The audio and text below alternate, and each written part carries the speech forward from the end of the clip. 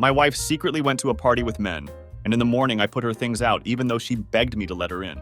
Be me, 32-year-old Alex, living what seems like the perfect life. Married to Sarah for 7 years. Financially stable, nice house, good job. Everything looks great on the surface. Last Friday, shit hits the fan. Sarah casually mentions she's going to a party. Party I specifically told her I wasn't okay with. She's holding car keys, doesn't even ask my opinion. I'm going whether you like it or not, she says. First flicker of doubt sparks in my mind. Try to tell myself it's nothing. Maybe she just needs space. Then I see the dress. Tight black, way too short. Paired with heels I haven't seen in years. This isn't about catching up with friends. It's about something else entirely. She doesn't even kiss me goodbye. Just a quick, don't wait up, and she's gone. Spend the rest of the evening pacing the house like an idiot. Something gnawing at me. A deep, dark pit in my stomach. Around midnight, start going over every conversation we've had. Replaying seemingly insignificant moments in my mind. Was she distant lately? Yeah, maybe a little. Less affectionate? Sure. Every time I'd ask where she was, stories felt too clean, too rehearsed. Clock reads 1:30 a.m. No texts, no updates, just silence. Do something I promised myself I'd never do. Open our shared phone plan. Dozens of calls and texts to a number I don't recognize.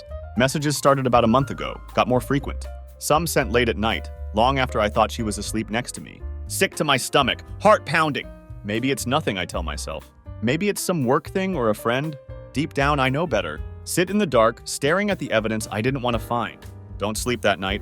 Just wait for what? I don't know. 7:30 a.m. Hear the sound of heels clicking on front steps. Sarah walks in, hair messy, makeup smeared. Smells like alcohol and perfume. She gives me this lazy smile.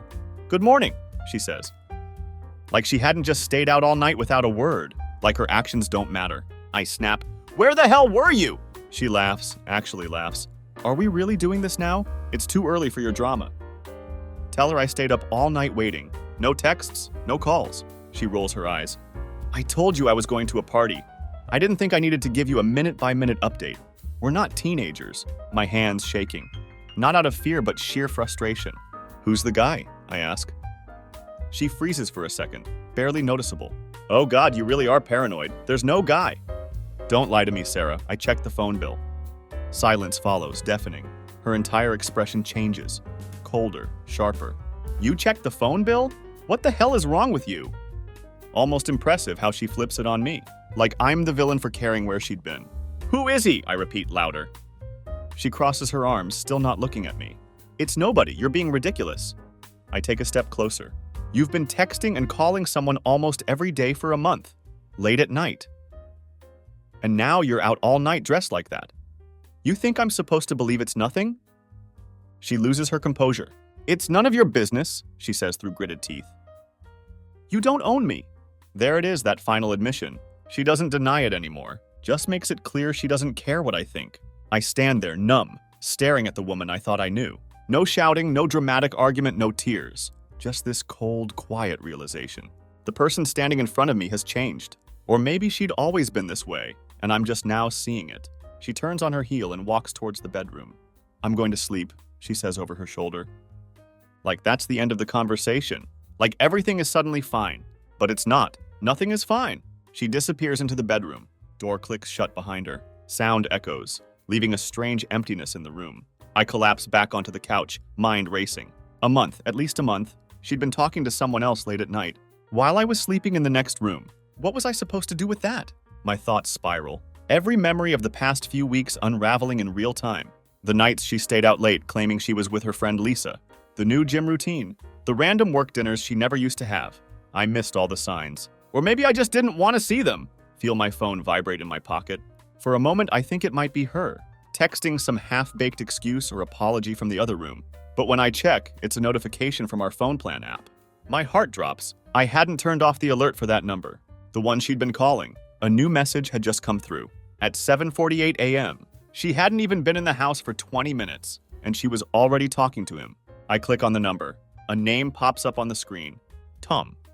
Not a work contact, not some random friend, but Tom, a guy I don't know, with a number I'd never seen. I can't breathe. My hands are shaking as I open the call log. 46 calls in the past 2 weeks. Dozens of text messages. All late at night, all while she was supposedly too tired to talk. There's no denying it now. This is real. It's not just paranoia anymore. Sarah has been seeing someone else. I hear movement from the bedroom. The door opens slightly and she peeks out, her face calm like nothing had happened. "Are you seriously still on this?" she asks. Her tone flat, almost bored. I look up at her, phone still in hand. "I know it's him," I say quietly. "Tom, that's his name, isn't it?" For a second, she doesn't react. Then with a small shrug, she says, "Yeah, so what?" Like it's the most natural thing in the world. Like she just admitted to forgetting to pick up milk from the store. Yeah, so what? That's when everything inside me snaps. I'm not even angry at that point. I'm past anger, past hurt. It's something else now. Numbness, cold, clear numbness. "How long?" I ask, my voice hollow. Sarah rolls her eyes like I'm being ridiculous for asking. "I don't know, a few months maybe?" She leans against the doorframe. Completely unfazed. Does it really matter? My mind can't comprehend her words. Does it really matter?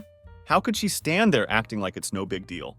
My world is falling apart, and she can't even be bothered to look guilty. I stand up slowly. "You've been seeing him for months, lying to me, going behind my back, and you're standing here asking if it matters?"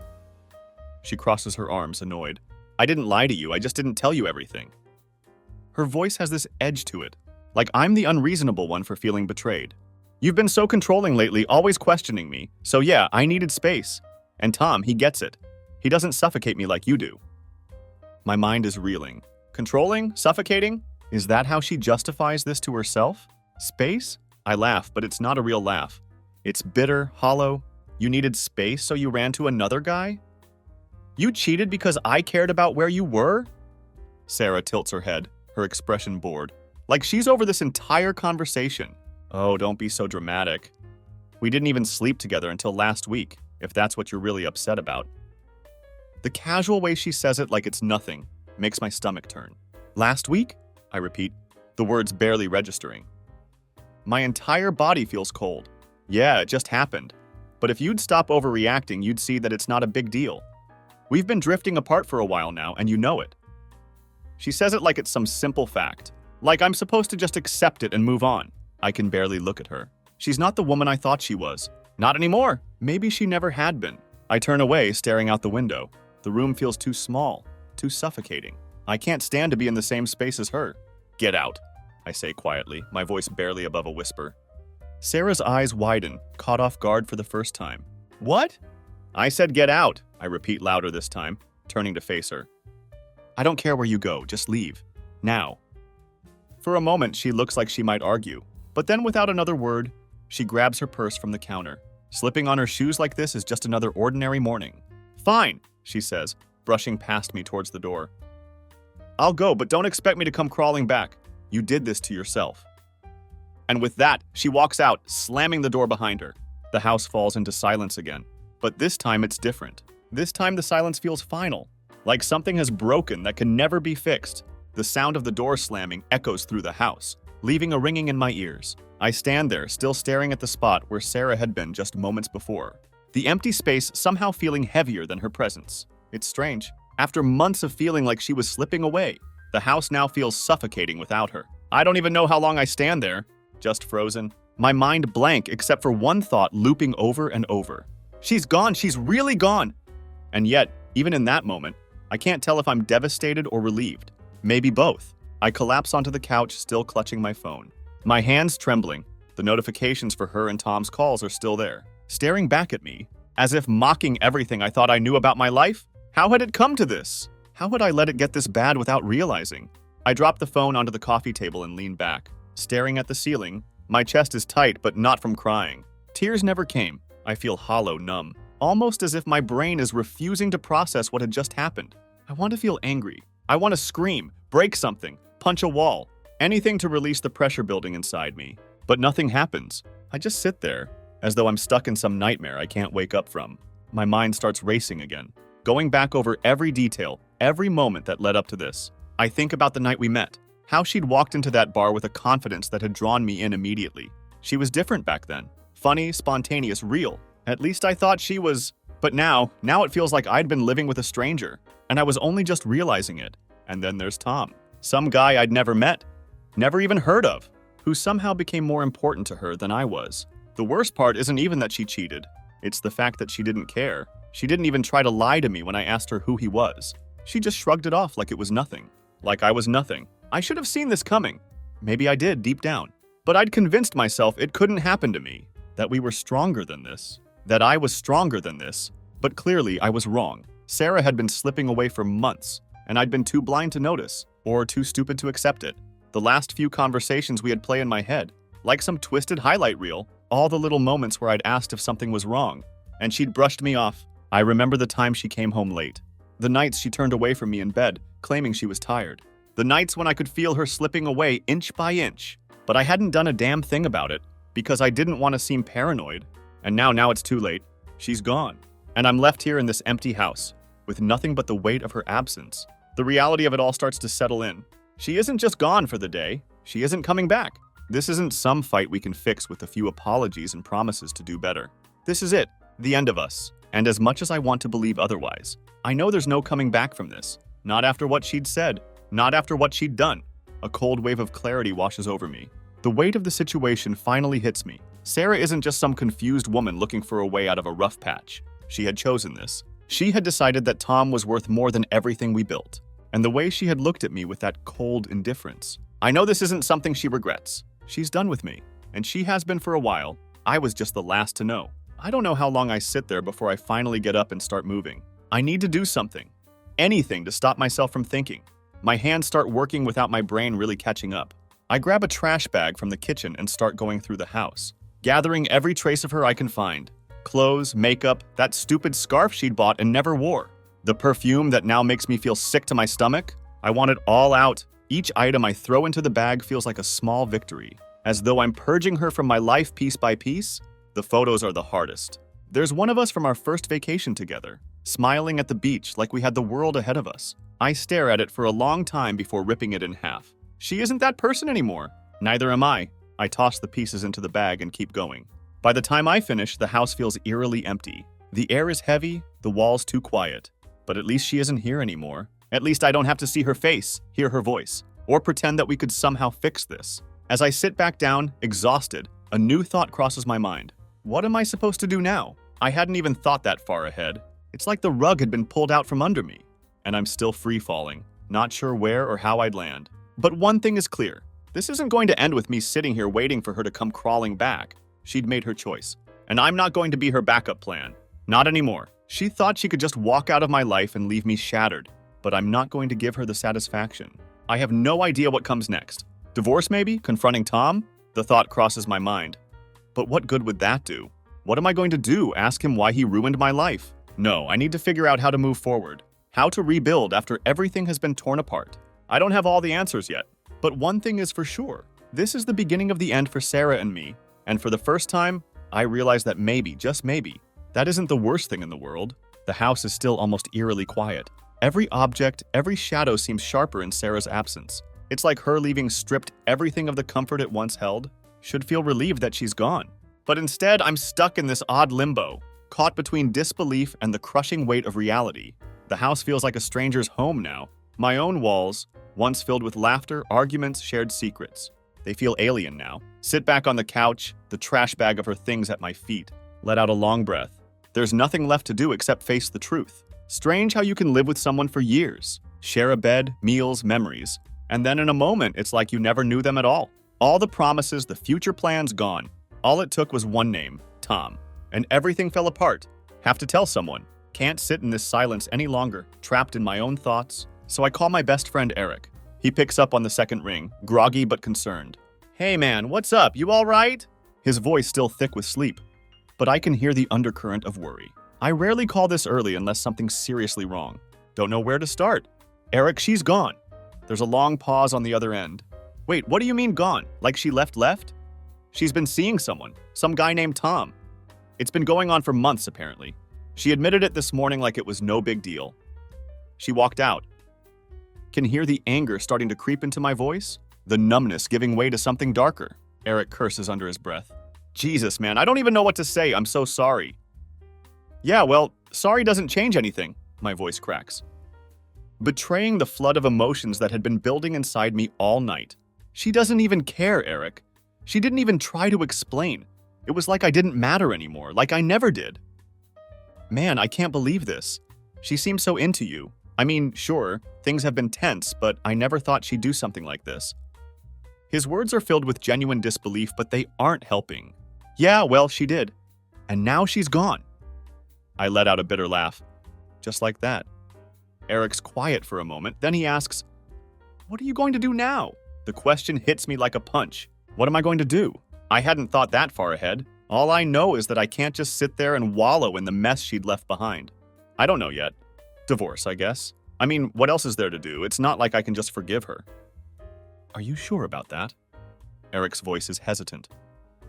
I'm not saying you should or shouldn't, but maybe there's more to this. Have you guys really talked? I clench my jaw, trying to keep the frustration in check. There's nothing to talk about, Eric. She cheated. She's been lying to me for months. What's there to even say after that? I get it, man. I'm just saying sometimes people make mistakes. Stupid, awful mistakes. But that doesn't mean it's over if you don't want it to be. His words sting, but not in the way he probably thought. They don't hurt because they're true. They hurt because they're the final nail in the coffin of the person I used to love. She isn't apologizing because she's sorry. She's apologizing because she got caught. I lean forward, my eyes locking onto the phone. You didn't do this because we were distant. You did this because you wanted to. You wanted something else, something different. And instead of working on us, you decided to throw everything away.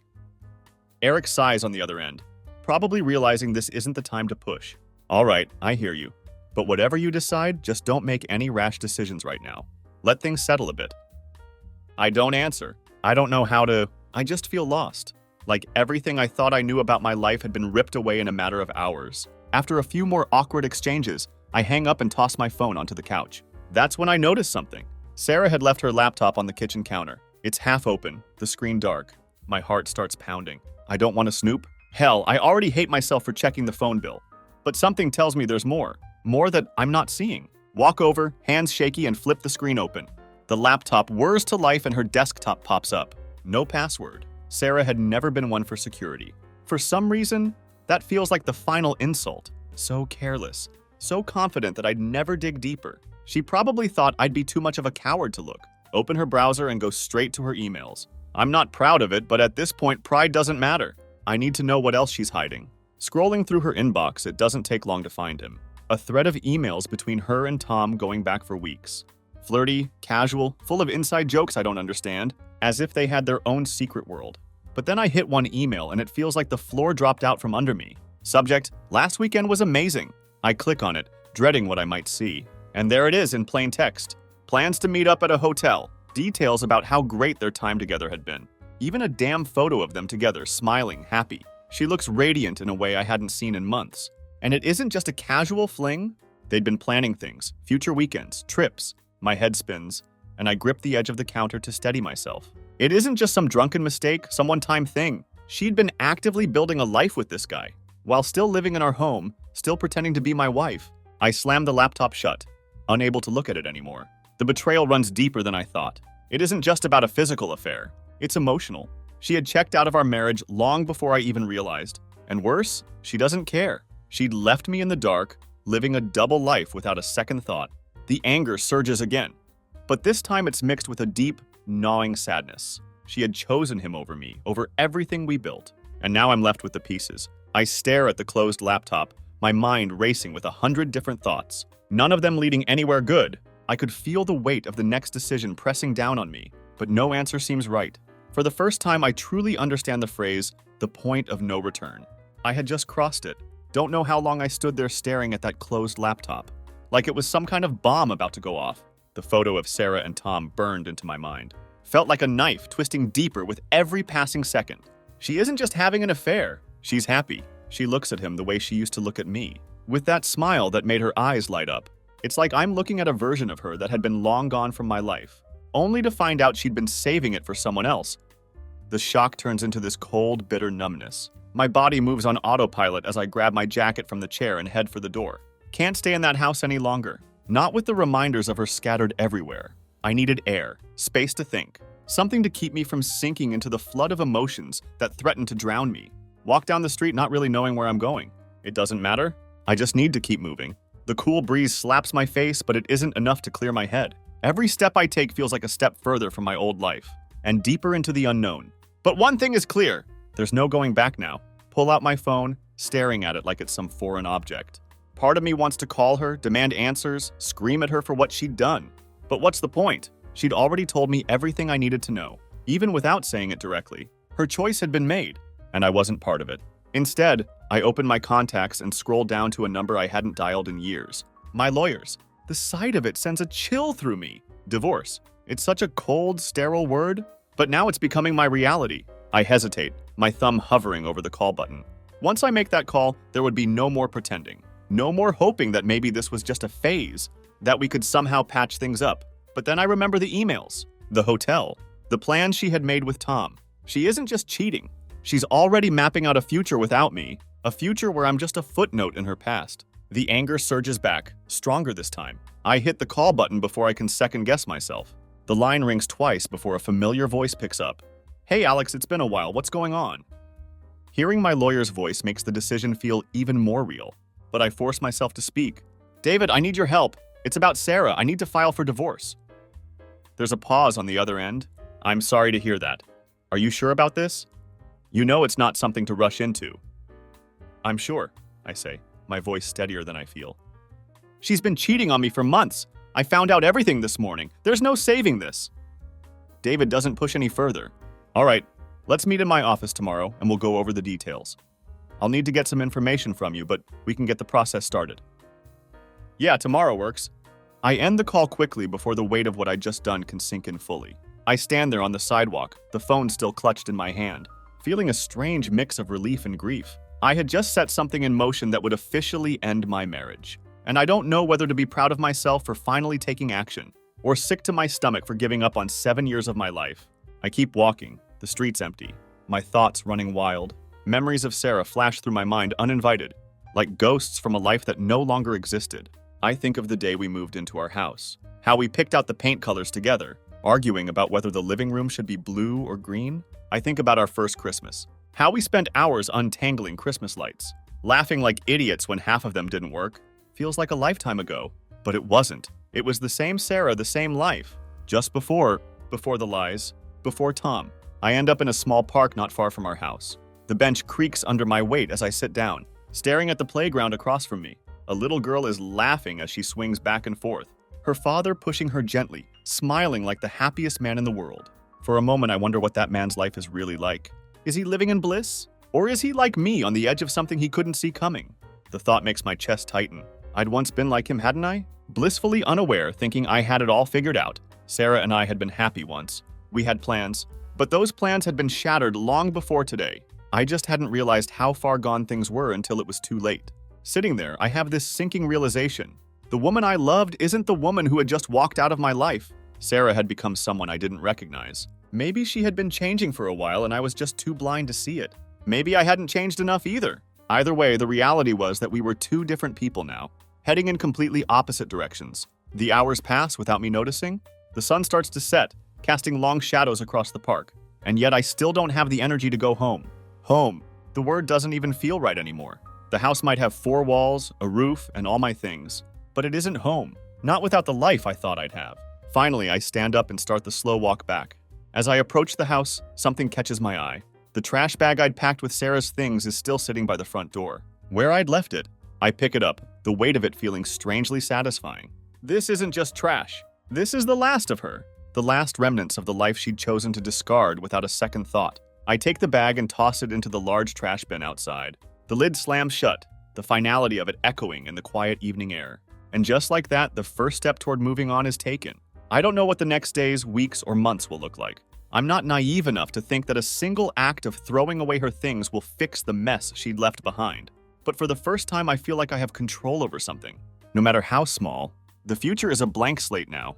And while that terrifies me, it also feels freeing. One thing is certain. I'm done being a backup plan in Sarah's story. This is my life too, and I'm not going to let her betrayal define it. The next morning feels surreal, like I'm living in someone else's skin. I'd slept in our bed, but it felt emptier than it ever had. The silence is unbearable. No sound of Sarah moving around the house. No clatter of dishes in the kitchen. Just me lying there staring at the ceiling, my mind trapped in the loop of what had happened. There's no turning back now. I'd made the call. Divorce is no longer a vague concept, something to fear or dismiss. It's coming. Fast. I get out of bed, my body heavy as though gravity is stronger today. My phone buzzes on the nightstand. For a split second, I think it might be Sarah, but when I check, it's just Eric. A simple text, "You okay?" I stare at the screen, wondering how to respond. Am I okay? I'm not sure I even know what that word means anymore. I send back a quick, non-committal, "I'll be fine," before tossing the phone back onto the bed. I force myself to move through the motions of the day. Coffee, shower, clothes. Everything feels mechanical, like I'm going through a checklist just to keep my mind occupied. But every task, every room I walk into reminds me of her. The way she used to sing off-key while making breakfast, or how she'd leave her shoes by the door. Always promising she'd put them away later, but never did. I'm not ready to face the world, but I have to meet David, my lawyer, to officially start the process. I grab my jacket and head out the door, avoiding the trash bin where I tossed the remnants of her yesterday. The drive to David's office feels longer than usual. My thoughts heavy with the weight of what this meeting represents. I park the car and sit for a moment, staring at the office building. The reality of it hits me again. I'm about to dismantle the life we'd built together, brick by brick. David greets me with the kind of polite sympathy I'd expected from someone who had seen countless divorces.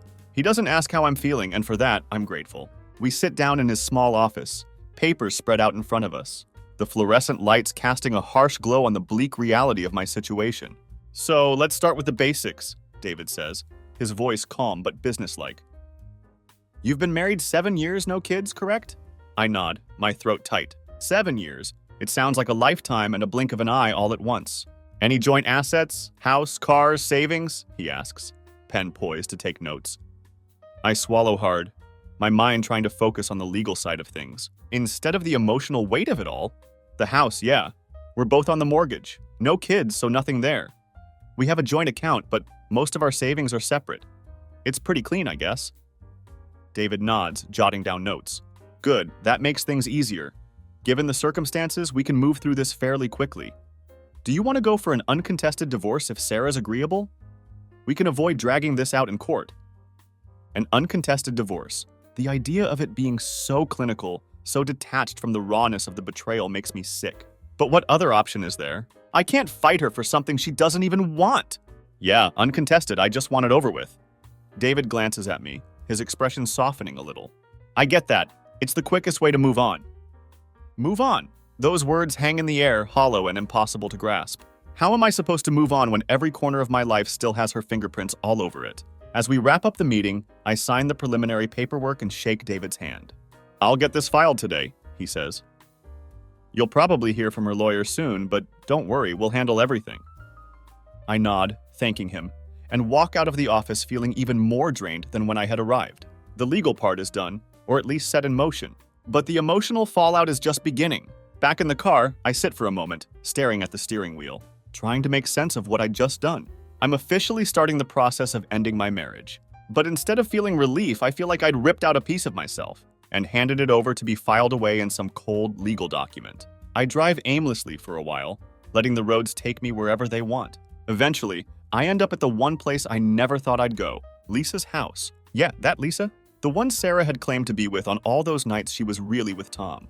Something inside me, some twisted need for answers, pushes me to her door. I knock twice, my heart pounding in my chest. Lisa opens the door, her eyes widening in surprise when she sees me.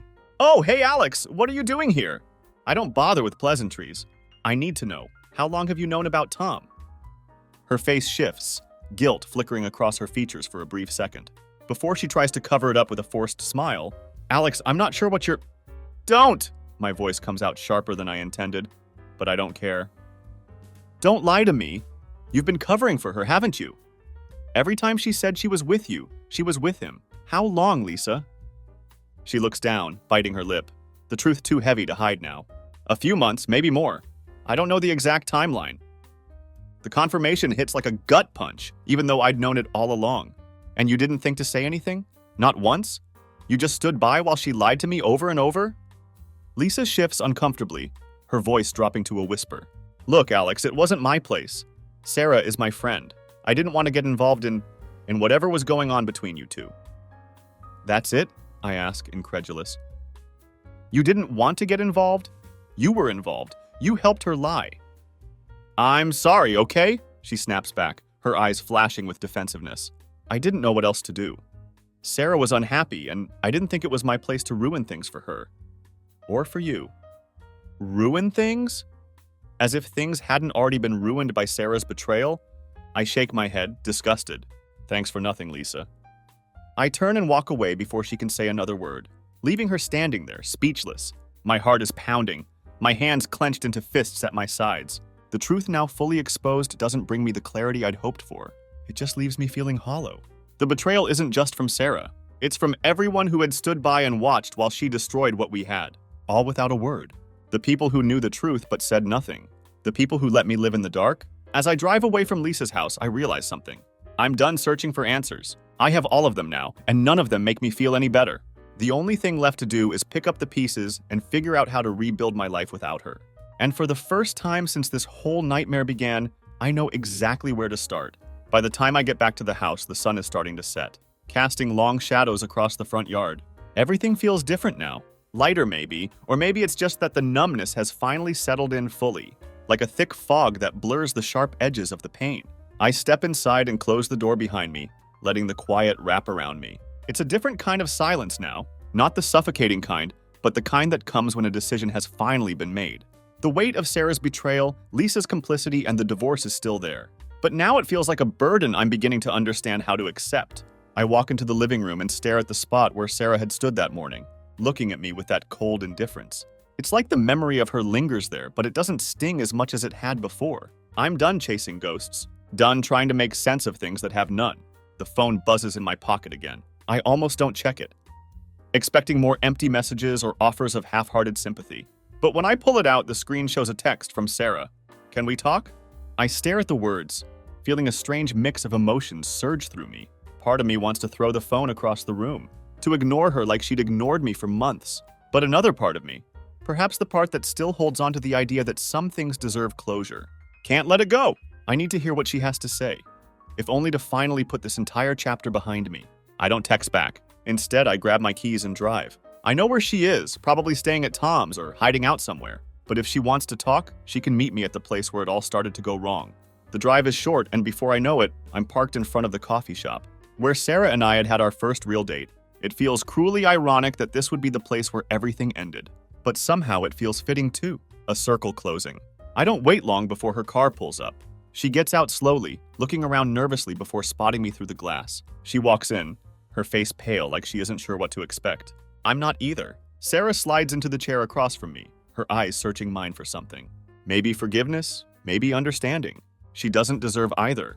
Alex, she starts, her voice softer than it had been in months. I'm sorry. I don't say anything. I just sit there, waiting for her to explain. Sorry isn't enough. It never would be. She sighs, running a hand through her hair. I know I messed up. I know I hurt you. I didn't mean for things to get this far. The words sound rehearsed, as if she had been practicing them in the mirror before coming here. They're hollow, empty. You didn't mean for it to get this far? I repeat, my voice calm but cold. Sarah, you didn't just mess up. You lied to me. You cheated on me for months. You didn't even care enough to hide it anymore. You didn't care enough to try. Her eyes drop to the table, guilt flashing across her face. It wasn't supposed to be like this. Tom, it wasn't serious at first. I didn't even know what I was doing. I felt trapped, Alex. I felt disconnected from us, from you.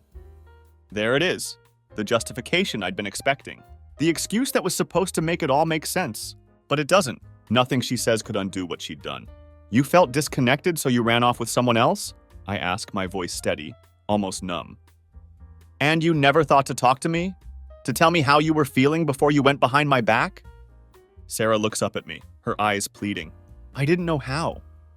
You've been so distant too, Alex. We've both been distant. It's like we were living separate lives even before Tom. I didn't know how to fix it. I thought maybe if I did something for myself, I could figure it out. Her words sting, but not in the way she probably thought.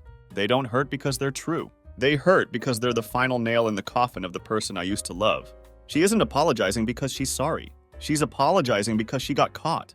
I lean forward, my eyes locking onto hers. You didn't do this because we were distant. You did this because you wanted to. You wanted something else, something different. And instead of working on us, you decided to throw everything away. Sarah flinches at my words, but she doesn't deny them. She can't. We both know the truth now. I came here because I thought maybe we could talk, she says quietly, her voice shaky.